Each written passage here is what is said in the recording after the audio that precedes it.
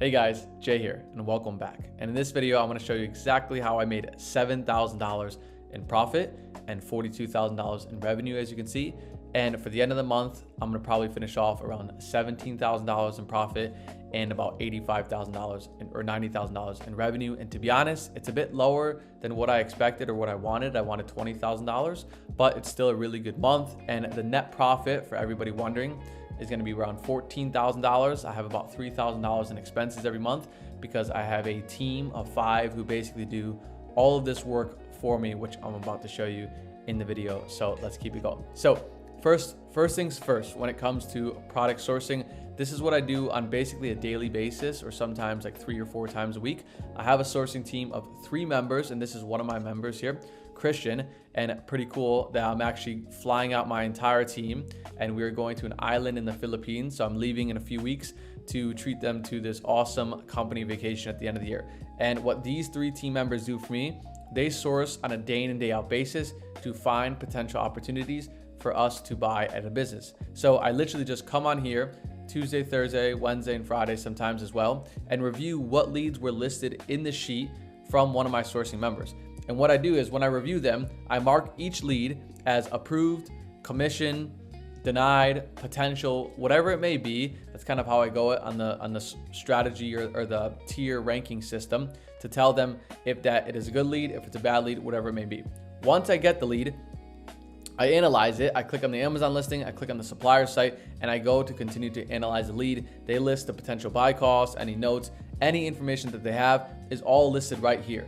So on a day-to-day basis, when it comes to finding products, they literally just come onto this Google sheet. I have 3 sheets, 1 for each member, and then I have my team leader organize all of the best leads into one sheet that we just have to analyze on a weekly basis, okay? Now, even better here, I have an account success manager, okay, that I'm gonna show you right here, where basically she tracks and manages a lot of the team, okay? So she, takes opportunities for us to the next level. She contacts suppliers, she reaches out to them, which I'm gonna show you at the end of the video. She does pretty much everything, and she gives me an entire rundown on kind of what happened for the day before with the sourcing team. So she'll say, okay, any opportunities that became bulk purchases or we had good supplier relationships. She sends me this account day in review, which I created this pretty good system here with my team and anybody else on my team, where they just let me know what they did from the day before. It's kind of like an accountability situation where they give me any sheets, any bulk purchases, any instant opportunities, anything to note on the account, any concerns, any warnings, whatever it may be. It's all listed here. They even do like Walmart opportunity breakdowns for me, which is pretty dang cool. And then I send her a week in review every Monday of what to focus on for the week. And then she gives me a recap of what she did on a daily basis. So I can literally just come on here in the morning, check it off, make sure everything's good to go, send her a little message on WhatsApp, and go along my process, okay? Now, when I go to actually buy products, and this is what I check on basically a morning basis or a daily basis, I have this order tracking sheet where I literally list everything right here. So it's right in front of me when I buy stuff on a daily and monthly basis. And I list the date, the sourcer, which of the sourcing members found it, just so I do that for my metrics at the end of the month to see who's producing the most amount of money for the business. Then I talk about the supplier, the item, the ASIN for Amazon listing, the total amount of money I spent, the quantity, and if it was a subscription purchase, my email, which credit card I used, literally everything. So that way, one of my team members, my organization team member, I call her the COO, she literally can just come onto this sheet and she could check what the status is of an order, the tracking sheet, the order number. She fills all this in. She checks the credit card. She checks the email to make sure that the order got shipped. Everything right here. So that way I can just wake up and look at this in the morning, and she highlights the product green when it got shipped and making sure that it's getting sent to the actual warehouse, to the prep center. And then at the end of the month, I could just, look at this sheet and see how much money we spent, if we're on track, if we're hitting our targets, whatever it may be. But it's very organized to have it like this because it's right in front of me. It's not really too much complex. I have all of the products listed in front of me, and when I buy them, I just come here immediately, list it, and then she'll notify our prep center, the warehouse, of what's coming inbound. Pretty simple process. She does a lot of that work for us.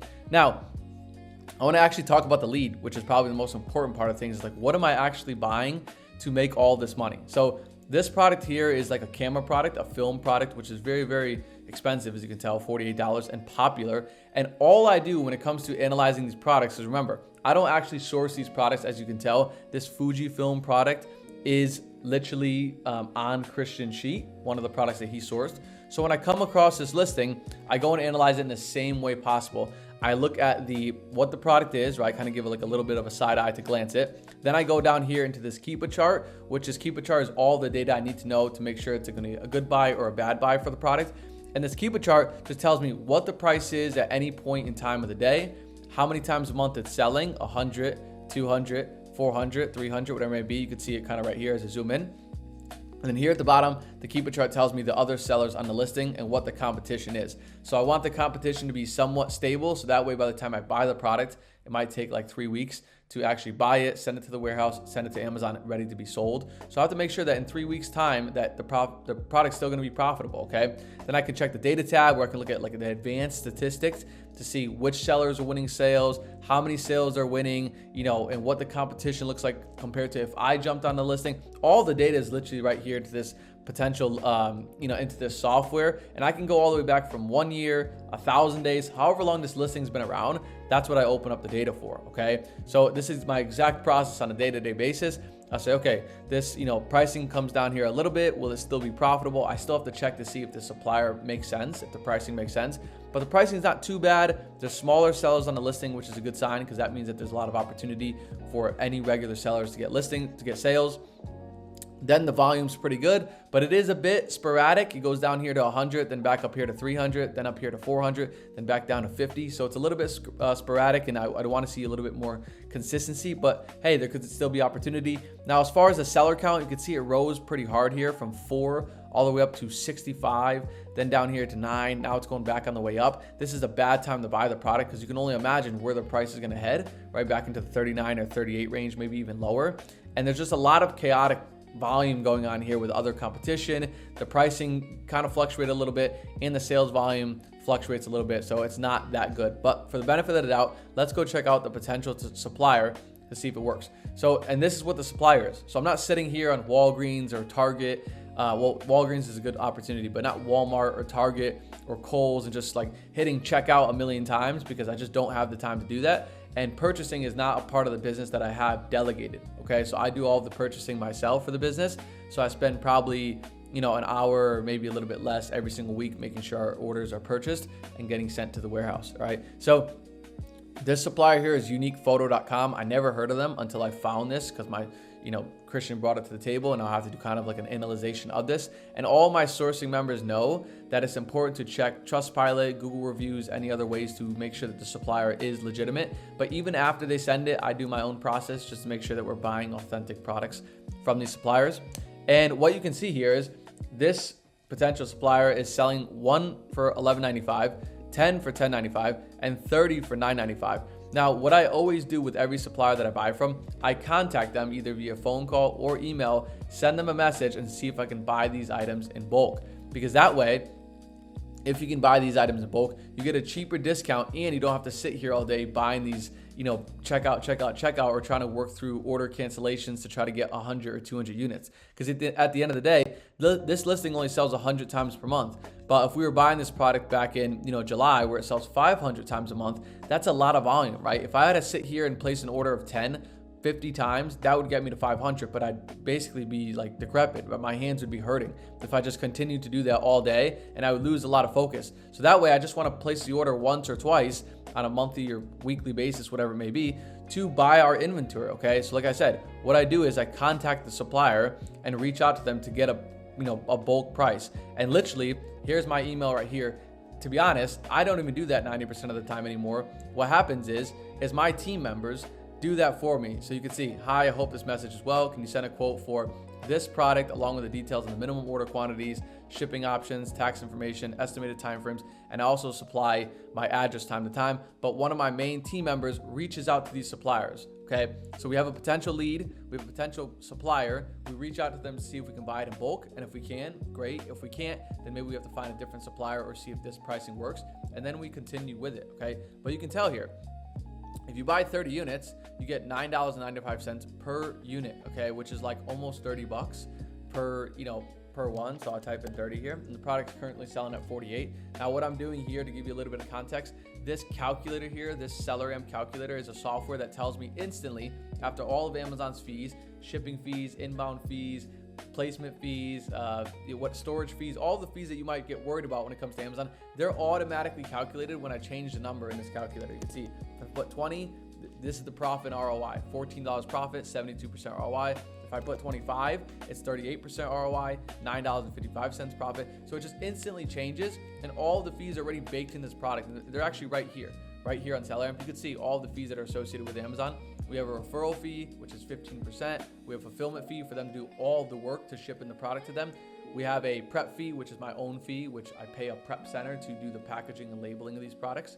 Then I have inbound shipping and a miscellaneous fee, basically like a safe fee, just in case if anything, pops up and whatnot.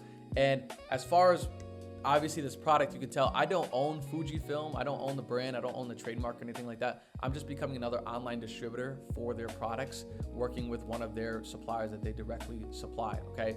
So going back into the pricing here, if I buy for basically, it's like $29.85 is the price, then it's 15% ROI and $4 profit. Now it's not terrible, right? Because everybody would be happy if you sold 100, it'd be like $500 profit. Again, that's not too realistic because the entire listing sells 100. You probably sell like 30 or 35 if you're always priced competitively. But if I reach out to the supplier and I go to get a bulk discount for 100 units or 200 units, remember, this is being sold as a pack of 1, right? But this entire listing is sold at a pack of 3. So really, you just have to triple the order quantity, okay? So if I buy 300, that's really 100 units for this Amazon listing. But if I buy 50, it's only about 15 and a half, units for this Amazon listing. So I'd probably buy on my first order 150, maybe even like 90 to get 30 units. But once I do that, I'm obviously gonna get a discount from the supplier 99% of the time because I'm buying a lot more inventory and they're gonna favor me a little bit more. So if I do that, I assume that I could probably get the price down to 27 or 28 for the pack of 3. Worst case scenario 28, but if I get it down to 27, that's still pretty good, right? That's almost $8 profit. That's 28% ROI. And if I got it down to 28, it'd still be 24% ROI and almost $6.50 profit, which is really good because if I sell 50 units, that's $400 a month. And if I could do this across 4 or 5 products, then it's like $2 or $3 grand a month in profit without having to touch a product. You're just analyzing the data, reading it, and then just shipping the items in and selling the products. So that is literally what I do on a day-to-day basis to get to 7K in profit through 2 weeks and hopefully 17K by the end of the month in profit. And again, I'm not saying that this is kind of the norm in Amazon of working an hour a day or 30 minutes a day, but 3 years or 4 years into the business, this is where I'm at. I work 30 minutes to an hour a day and I have my team who does most of the work for me as far as sourcing, checking products, tracking inventory, where it's at, when we should reorder. They're always contacting me. They even pay my credit card bills, my UPS bills, any bills that I have, they pay it for me. I'm just making the buying decisions on what we should buy, and how much we should restock on a day-to-day basis. But other than that, there's not too much complex stuff with it. And the business is continuing to grow and I'm hoping to hit 25K a month in profit by early next year, hopefully in March. That would be a really good number. But if this is to anything to you guys, like it's not incredibly hard to run the business once you understand it and get through the initial hurdle and you start to delegate some of the roles. So there it is. I hope you guys like this video. As always, let me know what you think in the comments and please subscribe. I'm making a video every other week for the rest of your life, or every other day for the rest of your life, not every other week. And in a few weeks, I'm heading to Tokyo, Thailand, and the Philippines. So a nice little Asia trip to have a ton of content and a ton of stories for you guys and have some exciting stuff coming up with some cinematic films and whatnot for a little sneak peek on the channel. So there we go, and I'll see you guys in the next one.